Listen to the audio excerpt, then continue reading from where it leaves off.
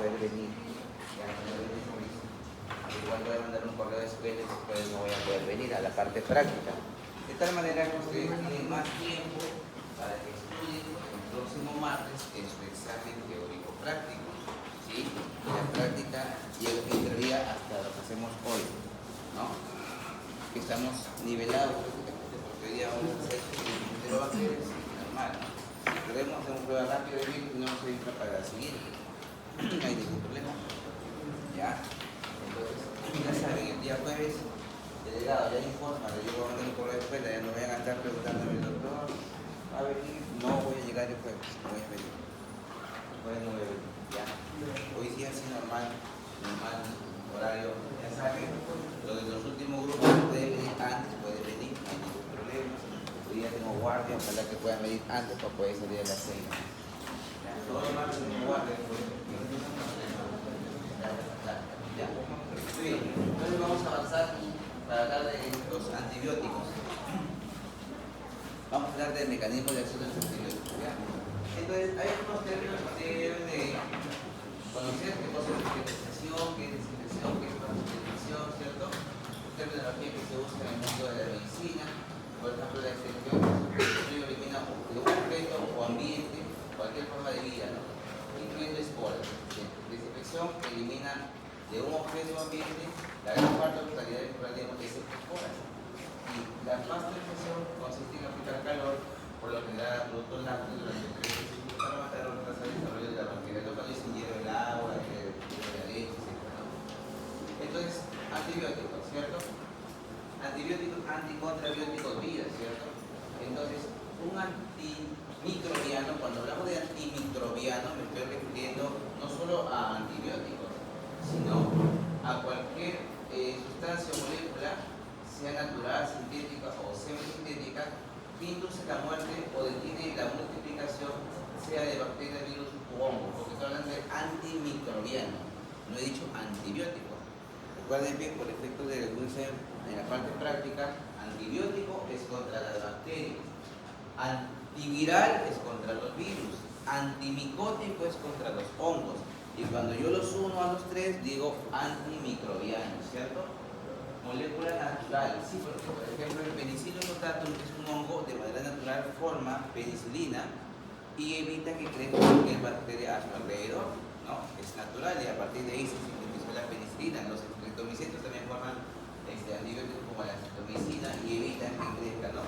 Y sintético ya pues se ha fabricado en el laboratorio, ¿no? Muy bien, entonces un grupo de ellos, ya hemos dicho, son los antibióticos, ¿no?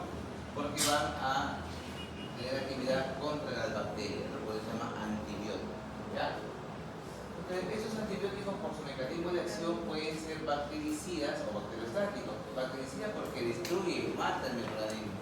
En cambio, bacteriostático solamente evita que se siga multiplicando, ¿ya? No lo destruye, no lo mata, solamente detiene su multiplicación, ¿ya? Entonces, algunas características del bactericida bacteriostático: el bactericida provoca la muerte, esto es irreversible, el cambio bacteriostático bloquea la multiplicación, pero el efecto es reversible porque deja de actuar el medicamento y la bacteria puede volver a reproducirse. Las bactericidas pueden venir en forma de desinfectantes, insecticidas, antibióticos, acá son que tienen desarrollo de comunicación del organismo, pero no los destruyen, son más eficaces, ¿no? Acá requiere el complemento del sistema inmunitario. Claro, cuando yo uso un bacteriostático no lo voy a matar, ¿cierto? Pero ahí necesita que mi sistema inmunológico pueda interactuar también para poder destruir a la bacteria. Algunos ejemplos de bactericidas y bacteriostáticos, por ejemplo, los aminoglucósidos, los betalactámicos, la fluoroquinolona, la oligopéptidos, la rifampicina, todos estos de acá son bactericidas, ¿no? Cuando yo hablo de aminoglucósidos, es el grupo, ¿no? Ahí está la amicacina, gentamicina, tobramicina, ¿ya? Y bacteriostático están las tetraciclinas, los macrólidos. Macrólidos es otro subgrupo, ¿no? Macrólidos está la citromicina, la eritromicina, la claritromicina, ¿ya? La sulfonamida, linfosamidas, trimetopinto, ranfenicol, hidroproteína, ácido fusilio. Estos son bacteriostáticos, ¿ya? Tienen que conocer eso y cada uno tiene un mecanismo de acción que lo vamos a explicar más adelante. Entonces, estos sacado Isomurra, si no me equivoco, psicosis espectro antibacteriano, que es un antibiótico voluntario, son términos igual, y lo que hemos estudiado en la práctica que es la concentración mínima inhibitoria y que es la concentración mínima bactericida, ¿cierto? Eso yo como estudiado, ¿ya? Entonces la concentración mínima inhibitoria se define como la concentración más baja del antimicrobiano que inhibirá el crecimiento visible de un microorganismo a las 24 horas en un medio específico, ¿no? Esa es la concentración mínima inhibitoria. Y la bactericida es la concentración mínima de un antimicrobiano requerida para dar reducción a más del 99.9% de las bacterias, ¿no?, por unidad de colonia, ¿no?, en comparación con un inoculo inicial a las 24 horas de crecimiento. Si yo defino si un antibiótico es bactericida o bactericida, tengo una relación in vitro, que es la relación entre la concentración mínima bactericida y la concentración mínima inhibitoria. Si esta relación es menor o igual a 4, el efecto se considera bactericida, ¿no? Y si la relación es mayor a 4, ¿no?, el efecto es bactericida, ¿no? ¿Ya? No se vayan a olvidar este detalle. Pero lógicamente hay limitaciones, porque eso depende de la cepa, depende de muchos factores del laboratorio, porque eso es in vitro, no es in vivo, ¿no? En cambio, cuando yo hago en vivo, cuando yo quiero determinar la situación en vivo, ya no tiene que ver nada de la CB y la CNB, sino tiene que ver la farmacocinética y la farmacodinámica, porque qué es lo que mi cuerpo le hace al medicamento y qué es lo que el medicamento le hace a mi organismo. Porque recuerden que cuando usted toma un medicamento, va a ingresar por el estómago, si hablamos de la vía oral, entonces va a sufrir metabolización, va a exponerse a la acidez del jugo gástrico y todo eso puede afectar su biodisponibilidad. Por lo tanto, la cantidad que yo doy por vía oral se va a ir reduciendo porque se va a ir al hígado o al riñón, se va a metabolizar, va a formar su metabolito activo y este metabolito activo tiene su tiempo de vida porque también no vive siempre, algunos viven 3-4 horas, otros 12 horas y eso me permite determinar la dosis del medicamento y la frecuencia como darlo. Por cierto, hay medicamentos que sean cada 6 horas, cada 8 horas o cada 24 horas, según el tiempo de vida medio del principio activo, ¿ya? Entonces, cuando yo quiero determinar eso, en vivo uso esto, farmacocinética y farmacodinámica, esta relación, ¿ya? Es distinto a in vitro. Entonces, los medicamentos, los antimicrobianos, actúan de diferentes formas, por toxicidad selectiva. Claro, son tóxicos selectivos, porque actúan sobre determinados componentes de las bacterias que no están presentes en la célula eucariota. La célula eucariota, como nosotros, no tiene pared celular. Y aquí tenemos antibióticos que actúan sobre la pared celular. Por eso yo digo toxicidad selectiva, ¿ya? Y lógicamente a mi célula eucariota no le va a hacer nada porque si actúan inhibiendo la síntesis de la pared celular, pues la bacteria es la que tiene la pared celular, no mi célula eucariota, ¿no? Y pueden actuar por inhibición de la síntesis de la pared celular, por inhibición de la función de la membrana celular, por impedimento de la síntesis de proteínas, ya sea en la fase de traducción o transcripción de material genético. No se olviden que transcripción no es más que qué cosa. Recuerden que el ADN se transcribe en ARN, ¿cierto? Y el ARN se traduce en proteínas. Entonces, en esos procesos pueden intervenir los antibióticos, ¿ya? O inhibición de la síntesis de ácido nucleico. Entonces, dice, toxicidad selectiva significa que el fármaco es nocivo para el microorganismo patógeno sin dañar al hospedador, ¿no? Lo que cada uno dice. Pero es relativa y no absoluta, porque cuando ya actuamos sobre la membrana celular o sobre algún metabolito, puede también interferir, porque los medicamentos tienen también sus efectos adversos. Por eso hablamos de esto es relativo y no absoluto, ¿ya? Un fármaco a la concentración que tolera el hospedador es nocivo para el organismo infeccioso, ¿no? La toxicidad selectiva es una función de un receptor específico, claro, necesario para que se aplique el fármaco. Claro, los fármacos, sobre todo los antivirales, para que ingresen necesitan que se fije un receptor, ¿ya? Entonces, eso es importante para que pueda ingresar el fármaco y luego actúe sobre un sitio específico del organismo y que no afecte al hospedador. Entonces, miren, tenemos una serie de fármacos que actúan en diferentes componentes, ¿no? Ya sea pared celular, membrana celular o en la síntesis de cierto metabolito metabolitos o al nivel del ADN, ¿no? O de la síntesis de proteína, ¿no? Entonces, este esquemita no se vayan a olvidar, ¿ya? Igual se repite acá, se repite acá. Entonces vamos a estudiar. Por ejemplo, recordar ustedes que la pared celular, ¿no? Esto ya lo hicimos, está formada por N-acetilglucosamina más N-acetilglucorámico unido por el ácido glucosídico beta 1,4. Eso es la pared celular. Y que estos puentes, estas cadenas, perdón, se unen a través del puente de beta de estos aminoácidos, ¿no? Lisina, alanina, glutamina, ¿cierto? De alanina, etc. Y de tal manera que se va construyendo así, ¿no? Y una cadena con la otra se une con estos puentes de pentaglicina, ¿no? El puente de pentaglicina va uniendo esta cadena con la otra cadena. Eso es la síntesis normal de la pared celular, ¿no? No se vayan a olvidar que cuando les pregunte una cadena o una subunidad con la otra, ¿cómo se unen a través de este puente de pentaglicina? 5 formas de glicina. Así se va formando la pared celular. Entonces, hay fármacos que actúan sobre esta síntesis de la pared celular, ¿ya? Entonces, ahí tenemos a los beta-lactámicos, ¿no? Los beta-lactámicos, la penicilina, ¿ya? Que van a actuar justamente ahí, ¿no? Algunos fármacos, por ejemplo, ¿qué hacen? Normalmente estas cadenas se van uniendo a través de una enzima llamada proteína ligadora de penicilina, ¿ya? Entonces, estas enzimas, ¿qué hacen? Estas enzimas que son necesarias para que se sintetice el peptidoglucano y al bloquearlas, ¿no? Evitan que se forme el peptidoglucano, ¿no?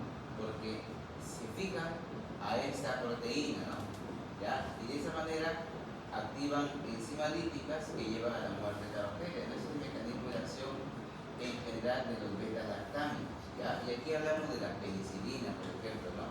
Hay otros grupos de antibióticos, como los glicopéptidos, acá está la vancomicina, que también actúa sobre la pared celular, ¿ya? Pero dice que actúa en la última etapa de la síntesis y ensamblado del peptidoglucano, ¿no? Y tiene un efecto bactericida. Recuerden que la pared celular tiene una función, ¿no? Que regula la presión osmótica. Entonces, si tú pierdes la pared celular, la presión del exterior es mayor a la del interior, entonces hace que la célula explote, ¿no? Ya pues son bactericidas. Entonces, dentro de los medicamentos que actúan a nivel de la pared celular, tenemos aquí a las penicilinas, a las cefalosporinas, ¿no? A los beta-lactámicos, a la vancomicina, que es un glicopéptido, que es lo que estamos explicando aquí. Otro grupo de fármacos actúan sobre la membrana celular, ¿no? Sobre la membrana celular. Acá tenemos, por ejemplo, la colistina, ¿ya? Las polinicinas. Los antibióticos que afectan la membrana celular modifican la permeabilidad y provocan salida de electrolitos. O sea, si recuerden ustedes que una de las funciones de la membrana celular es la permeabilidad selectiva. Yo veo la membrana decide que entra y que sale de la célula. Entonces, si yo altero esa permeabilidad, pierde electrolitos y esto va a llevar a que haya también daño de la célula y por lo tanto también se muere, ¿no es cierto? Porque altera la composición del medio interno, ¿ya? Y tenemos a las polimercinas, ¿ya? También otras, por ejemplo, actúan como detergentes catiónicos que dañan, rompen la membrana celular, ¿no? Y también ahí tenemos a las polimicinas, acá está la colistina. Todo este grupo de acá, que son en general polimicinas, alteran la permeabilidad de la membrana celular, ¿ya? Pero las bacterias también se pueden defender. Y recuerden que la membrana celular de la bacteria tiene unos poros llamadas porinas, ¿no? Que acá se esquematizan, ¿no? Estas porinas pueden mutar, pueden cambiar también. Pseudomonas hace que esta porina mute, cambia y altera la selectividad, la permeabilidad y evita que ingrese el antibiótico. Por eso adquieren resistencia. Entonces la bacteria también tiene mecanismos que controlan o de defensa, ¿no? Como las mutaciones de las porinas, evitando que el antibiótico ingrese. De esta manera se vuelve resistente, ¿no? ¿Ya? Entonces, otras actúan inhibiendo la síntesis de proteínas, ¿ya? Inhibiendo la síntesis de proteínas. Acá tenemos los aminoglucósidos, ¿ya? Las tetraciclinas, que estos actúan a nivel de la subunidad 30S del ribosoma. Otras como actúan inhibiendo la subunidad 50S, ¿no? Del ribosoma. Entonces, recuerden ustedes que una función del ribosoma es la sintetizar las proteínas. Entonces, si alteramos estas subunidades, vamos a evitar que se formen proteínas. Pero en el proceso de formación de las proteínas hay varios mecanismos, y en cada uno de estos mecanismos distintos actúan estos medicamentos. Por ejemplo, acá tenemos los aminoglucósidos, ¿no? Los aminoglucósidos actúan en la unidad 30S, que dice acá. Una amplia variedad de antibióticos actúan inhibiendo la síntesis proteica. Esta inhibición es selectiva. ¿Por qué?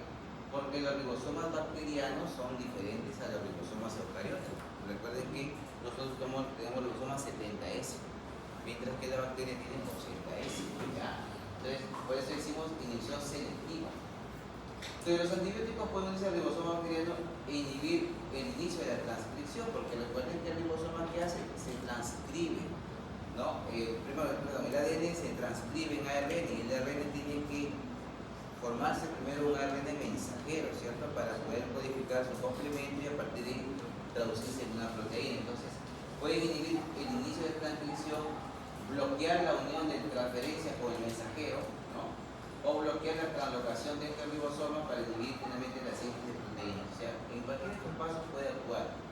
Pero los aminoglucósidos se unen de manera irreversible a la subunidad 30S del ribosoma. Y de esta manera, ¿qué hace? Interfiere con la lectura correcta del código genético.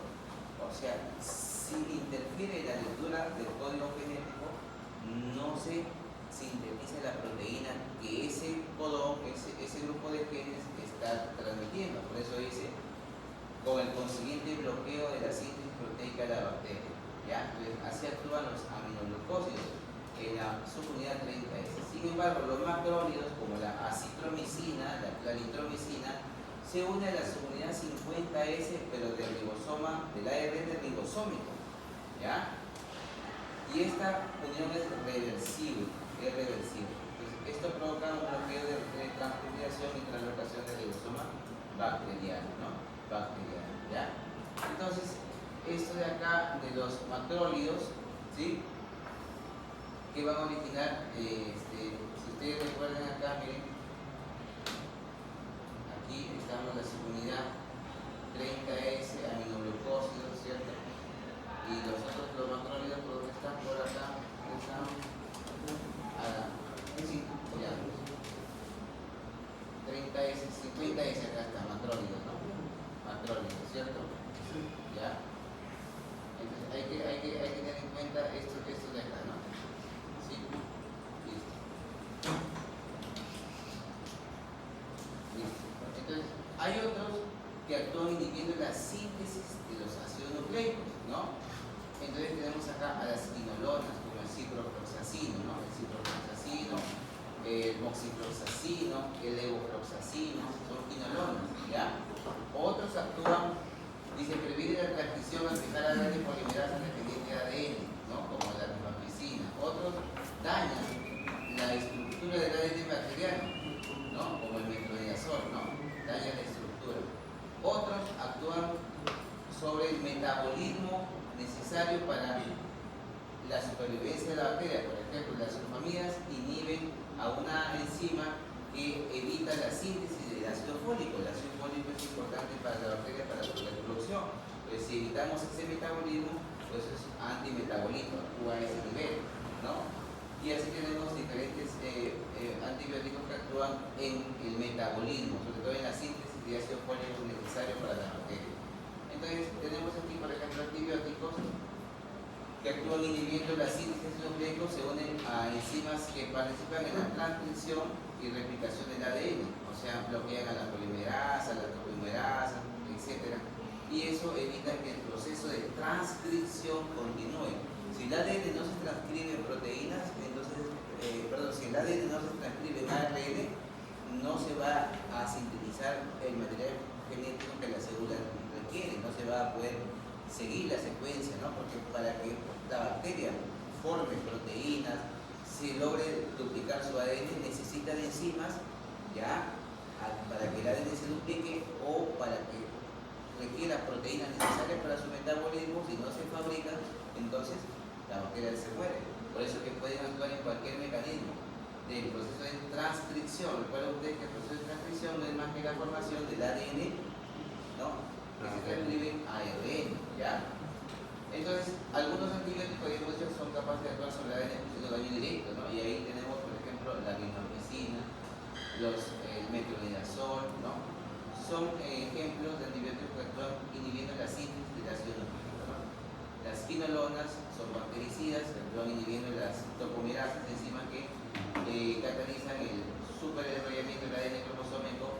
No se olviden que el ADN en las bacterias está enrollado, ¿cierto? Para que, digamos, quepa dentro del citoplasma, ¿sí? Y se considera todo eso como un cromosoma único. Y ese enrollamiento asegura que se divida normalmente la célula, pero si evitamos ese enrollamiento, comenzamos a destruir, ¿no? al ADN, a los nucleótidos, y entonces la bacteria no se va a reproducir, ¿ya? Otros que hemos dicho que actúan sobre las vías metabólicas, ¿no? Recuerden que la vía metabólica importante para introducirse la bacteria es que forme ADN. Para que forme el ADN necesita ácido fólico, ¿no? Ácido fólico. Si no hay ácido fólico, pues no se va a formar los nucleótidos necesarios para formar el ADN, ¿ya? Entonces, estos antibióticos actúan a diferentes niveles. Actúan bloqueando enzimas importantes para la formación del folato o para la formación de otros folatos dentro de la síntesis del ADN, ¿ya? Entonces, las sulfamidas bloquean a esta enzima, el trimethoprim bloquea esta otra enzima, ¿no? Entonces, esto es parte del metabolismo del ácido fólico, ¿ya? El ácido fólico. Entonces, este medicamento se actúa a este nivel. Bueno, este es un resumen de los medicamentos que hemos visto, ¿no? Quienes inhiben la pared celular, ya quienes inhiben la síntese de proteína, sea la unidad 50 o 30S, quienes actúan en la síntesis de los ácidos nucleicos, quienes actúan en las vías metabólicas y quienes actúan sobre la membrana celular, ¿no? Ahí está, este es un resumen de todos los medicamentos que hemos visto, ¿ya? Entonces, le podemos preguntar a ustedes, como les dije en la parte práctica, ¿no? Hay un antibiograma y el producto de este antibiograma, la bacteria es sensible a tales. La pregunta es, ¿deseo aplicar un medicamento que actúa a nivel de la síntesis de la pared celular? ¿No? O algún medicamento que actúe inhibiendo la síntesis del ácido nucleico, acá está, ¿no? Porque ahí te va a decir, quinolonas, le dije que le iba a colocar grupos, ¿no? Quinolonas, aminoglucósidos, ¿no? Beta-lactámicos, no le voy a decir, pues, la tetraciclina o la claritromicina o decirle, pues, lactobramicina. La lactobramicina, ¿qué cosa es? Es un aminoglucósido, pero no vamos a llegar hasta este nivel. El nivel es el grupo aminoglucósido, beta-lactámico, ¿no? Penicilina, que es un grupo general, cefalosporina, que es un beta-lactámico también, ¿no? Las beta-lactámicos son la penicilina, la cefalosporina, ¿ya?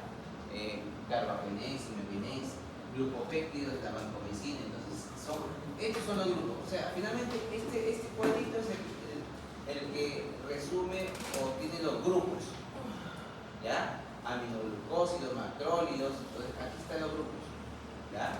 Así le vamos a preguntar. Pero las bacterias también tienen mecanismos de resistencia. Hemos dicho, las bacterias pueden mutar las porinas, las bacterias pueden tener plásmidos, y estos plásmidos codificar, por ejemplo, enzimas como las penicilasas, como las beta-lactamasas. ¿Qué hace la penicilasa, la beta-lactamasa? Bloquea a los beta-lactámicos, de tal manera que evita que se dañe su pared celular. ¿Qué hace la penicilasa? Actúa sobre las penicilinas para evitar que se fijen a la proteína fijadora de la penicilina y por lo tanto la pared celular no se vea alterada, ¿no? Entonces las bacterias también se defienden, ¿ya? También se defienden y hay diferentes mecanismos como inactivación enzimática, acabamos de decir, ¿no? Forman ciertas enzimas, bombas de flujo, que significa que el antibiótico ingresa y sale, ¿no? Entonces no va a ejercer su mecanismo de acción. O ya hemos dicho que la porina se vuelve impermeable, pues la porina muta, pseudomonas muta la porina y el antibiótico no penetra, ¿no? ¿Ya? Material genético foráneo significa plásmido. Se tienen plásmidos, que es un ADN extracromosómico que sirve para que la bacteria codifique, sintetice cierta enzima capaz de destruir a un antibiótico. ¿Ya? O modifica el sitio de acción, ¿no? Si el antibiótico está diseñado para actuar en un determinado receptor, se modifica este receptor y entonces el antibiótico ya no ejerce su actividad. O sea, la bacteria también se defiende, ya no crean que no se defiende. Entonces aquí, por ejemplo, he sacado su llave diferentes situaciones, ¿no? Enzimas, etcétera, que las bacterias tienen para poder protegerse frente a los antibióticos. Por ejemplo, ya hay carbamazepinasas, ¿no? Los carbapenems como el imipenem, el meropenem, que se usan en las unidades de cuidados intensivos. Entonces, son, digamos, antibióticos fuertes, la bacteria también se defiende, forma carbamazepinasas. Entonces, el imipenem, el meropenem no le hace nada, ¿no? Porque se defiende. O sea, en el tiempo la bacteria también ha ido evolucionando, ¿ya? Y a medida que usemos de manera irracional los antibióticos, vamos a generar más resistencia. Por eso aparecen nuevos antibióticos. Miren, beta-lactamasa de espectro reducido, luego aparece la beta-lactamasa de espectro ampliado, luego las carbamazepinasas. O sea, en el tiempo, cómo ha evolucionado estas beta-lactamasas, ¿ya? Que hacen que la bacteria cada vez sea más resistente a estos medicamentos, ¿no? Primero se usó penicilina, bacán, pero uso indiscriminado, no pasó nada. Luego apareció la ciprofloxacina de primera, segunda, tercera, cuarta generación, pero ahora ya ni siquiera hace nada. Y luego los carbapenems, pero las bacterias también se defienden. Entonces hay que tener mucho cuidado con el uso irracional de los antibióticos, ¿ya? Muy bien. Bueno, pero hay diferentes factores que pueden afectar la actividad antimicrobiana in vivo, porque una cosa es in vitro, lo que hemos visto en el biograma, y otra cosa es in vivo, ¿no? El pH del ambiente. Bueno, la acidez del jugo gástrico también altera la actividad de los fármacos. Hay fármacos que se deben usar o tomar con estómago lleno y otros con estómago vacío.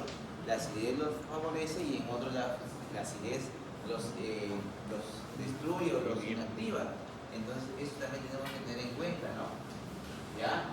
La estabilidad del fármaco también, ¿no? Cuánto es estable el fármaco en el organismo, ¿no? Etcétera. Hay bastantes importantes factores que pueden modificar, ¿ya? Hay fármacos que penetran con facilidad el sistema nervioso central, hay fármacos que nunca llegan, hay fármacos que penetran la barrera prostática y llegan a la próstata, otros no. Las quinolonas sí llegan, pero otros no llegan. Entonces tenemos que saber también el lugar donde actúan. Hay otros fármacos que llegan al hueso, otros no llegan al hueso. Entonces yo voy a usar un fármaco en función a dónde está el sitio o el proceso infeccioso, el lugar. Entonces ese lugar también tiene que ver mucho para la actividad del microorganismo, del antibiótico frente al microorganismo, ¿ya? Bueno, y finalmente ya hemos dicho de los desinfectantes, solamente para que vean acá, presentan una toxicidad reactiva reducida, son tóxicos no solamente para el microorganismo, sino también para la célula, pues se llama desinfectante. Esto debe actuar sobre, podemos utilizarlo sobre materia inanimada, porque si lo usamos sobre nosotros puede causar daño, ¿no? Esa es la diferencia con los antibióticos. Entonces, los desinfectantes solo deben ser utilizados para desactivar microorganismos en ambientes inanimados, ¿ya? O en grado limitado sobre el desinfectante. No pueden usarse por vía sistémica, no va a causar toxicidad y no puede causar la muerte, ¿ya? Y bueno, es acá la gente es un moral donde hay algunos listas de desinfectantes que pueden actuar sobre materia inanimada o sobre algunos en la piel o herida, ¿no? ¿Ya? Con su cuidado. Listo, muy bien. ¿Alguna pregunta?